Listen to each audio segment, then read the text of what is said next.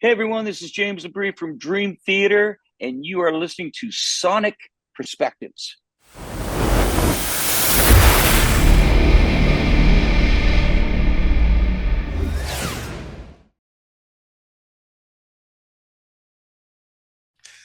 Hello, everyone, and welcome to another interview of Sonic Perspectives. I'm Rodrigo, and my guest today is a Canadian legend and also the voice of prog metal pioneers Dream Theater, Mr. James LABRIE. James, thank you so much for joining us. Thank you. Yeah, Yeah, no, it's awesome to be here, and yeah, I'm yeah, I'm glad to be here. yeah. Yeah, And let's yeah. talk about the upcoming album Parasomnia. But before we get into that, let me ask you about the tour. It's quite a set list you have there, spanning most of your discography. I'm happy that Octavarium is back in the set list, but do you have a favorite spot? Well, that's definitely one of them right there. Yeah, I mean, I think Octavarium, it just goes down with so much yeah. power each and every night, and our fans, online are saying, "Oh my God, what an experience to see this song from beginning to end." I think what other I think playing songs like Night Terror and letting people hear one of the tracks from the new album is really cool. Yeah. Obviously, doing a song like Home, Oh, yeah. that's a great track, and Spirit Carries On always goes over. You always see people out there crying. Yeah. um it's actually the other song that I absolutely love singing every night is called Vacant, and it's a very, very atmospheric, very uh profound song in the sense that like the meaning behind it is very, very haunting, and it has a personal uh, connection with me, because I was writing it about my daughter. And Yeah. but anyways, and then obviously to end the entire evening with "Pull Me Under." That always goes over huge. I mean, Yeah. we're actually seeing mosh pits. you know, That's a so first. it's Yeah. no, actually that used to happen, Rodrigo. That Right. used to happen way back Mm. in when we were actually touring Images and Words, that actual tour. Oh, We used to see mosh pits every night, but then as time went on, we stopped seeing it, and we thought we'd never see it again. And for whatever reason, on this tour, we're seeing mosh pits again. We're going, what the hell is going on? Because our audience, the age group is anywhere from 15 years old to 75 years old. So yeah. it's kind of like, mosh pit might not be a good thing, you know? It depends. But Yeah. anyways, Yeah. it's funny. That's Yeah. really funny. Yeah. Yeah. Well, and the material on the set list is very challenging, not just for you, but for the whole band. Oh yeah. And of course, with social media, there's a lot of criticism. I mean, how do you deal with Ah, that? Is it something you pay attention to, or? I don't pay attention to it anymore. I think that the online people are very toxic. People are Yeah. very shallow. You're going to always have your trolls, and they always know better, and they can always do things better than you can. But I can guarantee you, 99% of them, if you brought them up on stage and said, "Well, show us what we're doing wrong," they'd Yeah. probably faint, or worse, they'd piss themselves. Yeah. you know, Yeah. so it's kind of like we all talk about it because we see, once in a while you'll see the criticism and everything, and you talk to other artists and other bands, and they're getting it too. Yeah. And it's we're all just think it's so unnecessary, and it doesn't serve any purpose but negativity. And there's enough negativity in this world. The way that I look at it, and the way that we all look at it as a band, is we're like, if you got nothing good to say, if you don't like what you're seeing, you don't like what you're hearing, go away. Yeah. Just go away. Go Absolutely. somewhere else. And if it's not hitting you the way you want it to hit you, go away, man. Yeah. Just take yourself somewhere else and try and find that perfect union with whatever it is that you're looking for. But it is unfortunate because, yeah, there's a lot of bands, a lot of artists we know, they're all dealing with the same shit, and it's very unfortunate because it can be disheartening, and it's unfair. Yeah, Yeah. absolutely. Well, I do feel there's a renewed sense of unity in the band. Do you Yeah. feel that now the roles and relationships in the band are redefined with Mike coming back, or how do you see that? Well, I think that I wouldn't say redefined. I think they're in a place that's good for all. Hmm. I think that there's a balance there. There's a respect, a mutual respect amongst all the players, and that we know that we can draw on each other for this or that. You know, like Mike has always been somebody like he's back to doing the set list. Well, Yeah. he's a he's passionate about everything he does when it comes to music, but you know that I've always said to people, it's not just a matter of throwing songs together. Okay, well, we haven't done that for a while. We'll just put that in.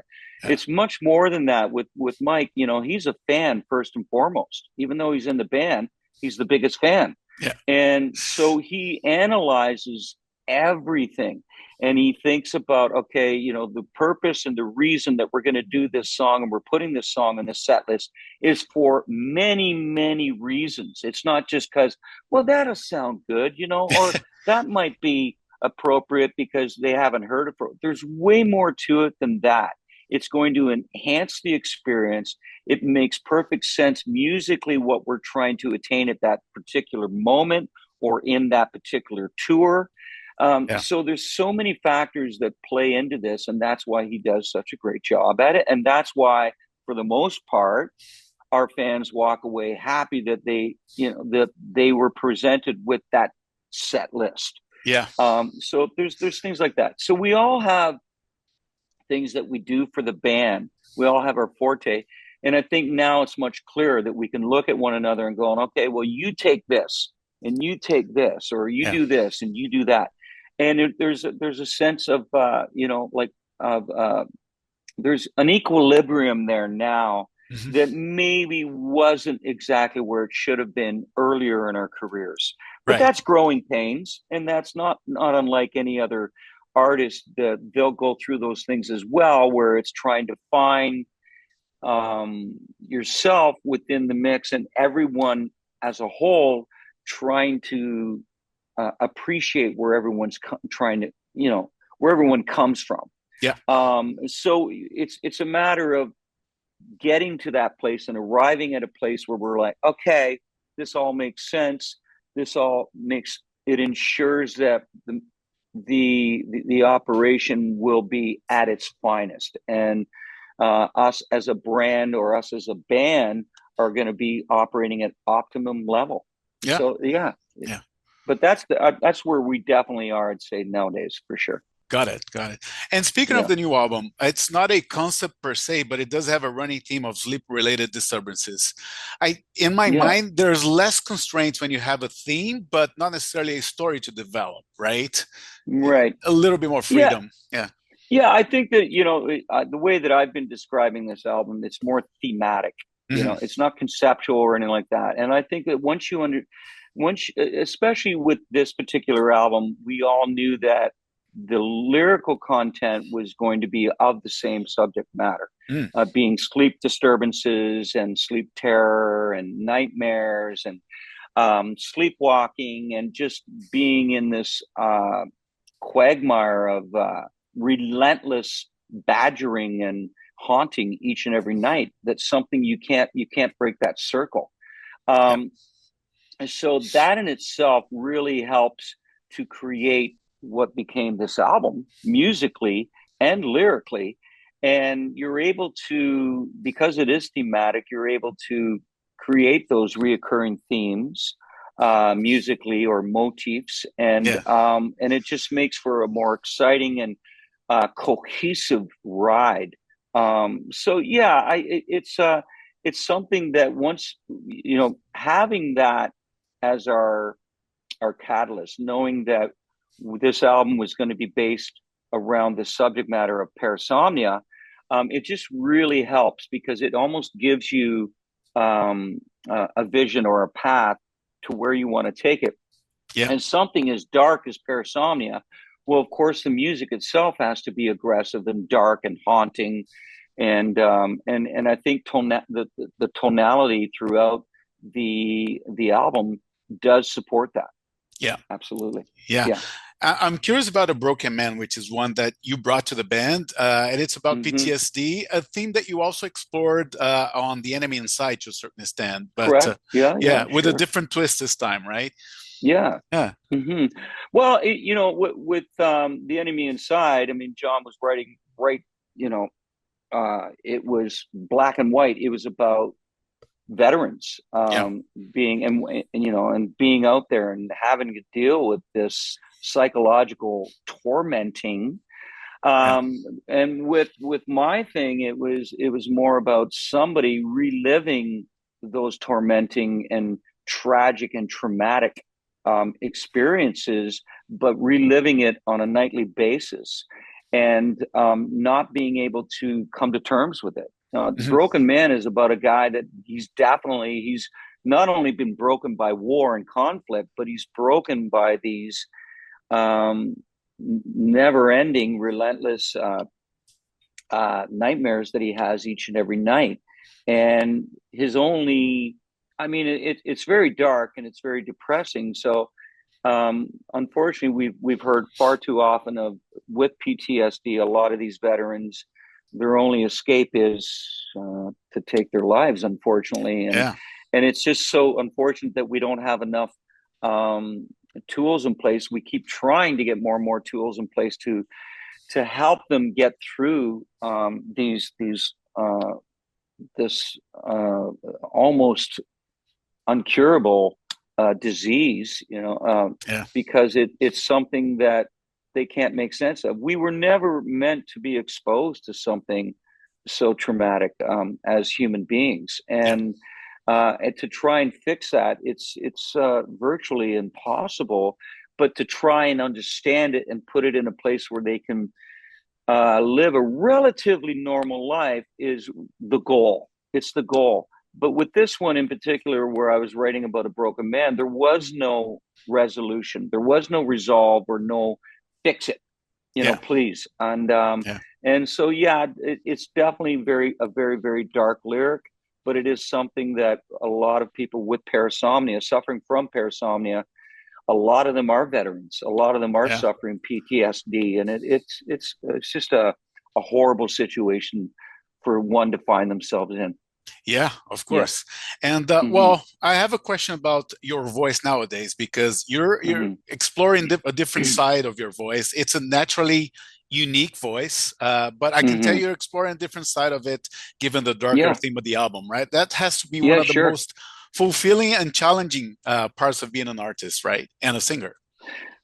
Yeah. I mean, you're always looking for, first and foremost, you want to feel that the sound that you're giving to that particular song and the emotion that you're giving is going to um, give it absolute conviction. And it's Yeah, going to be not only that the emotional context within it is going to feel genuine and sincere. yeah, So you're always going to be tapping into these different facets of your voice.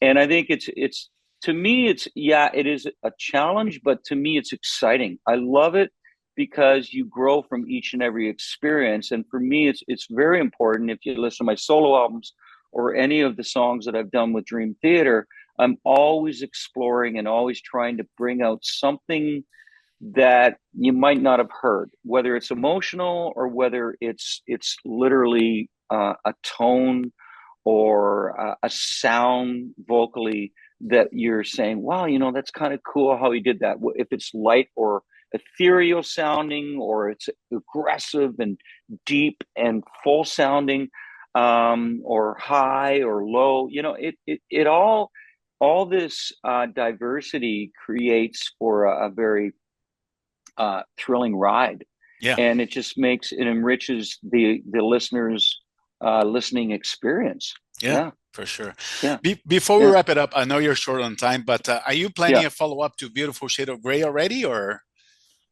Well, I'd say that right now we have a lot of seeds, a lot of ideas. It's a Okay. matter of finding that window of opportunity to get together and to put it together, and then, yeah. So I mean, right now the focus is on this tour, Yeah. and it's going to be a pretty lengthy tour, but I would hope that where there's some windows where we're having, a month or two off here, that Paul and I can start putting together these ideas and follow it up. I mean, I was really happy with Beautiful Shade of Gray. It was definitely something that I wanted to do and give it a different feel and twist. And Beautiful Shade of Gray was definitely that. It was more Yeah. an acoustic setting, but with, powerful melodies and voice and songs. Yeah. Yeah. Awesome. Well, Yeah. man, I want to thank you for the interview. You have a date here in Toronto, March 11. I'm hoping Yes. for a Rush cover because you always used to do that in the old days. We'll see. We'll Oh see if my that. God, man. Rush cover. Yeah, Yeah. yeah. Oh, if you want to listen to a band that does a freaking phenomenal job at doing Rush, listen to Pyramid Theorem. Yeah. Do you Crush. know them? Yeah. Yeah, yeah, I saw man. you there at Lee's Palace a Yeah, year and a half right. ago. Yeah. Yeah, that's right. And then Christian, the bass player from that band, plays in my son's band Falsette. Yeah. Yeah. Awesome. So Yeah. yeah, they're great. They're great. Well, thanks, Rodrigo. No worries, And man. yeah, I'll see you in Toronto, man. We will. Yeah. All right. Cheers, James. Okay. Take care, Thanks. man. Bye bye. Bye. Bye.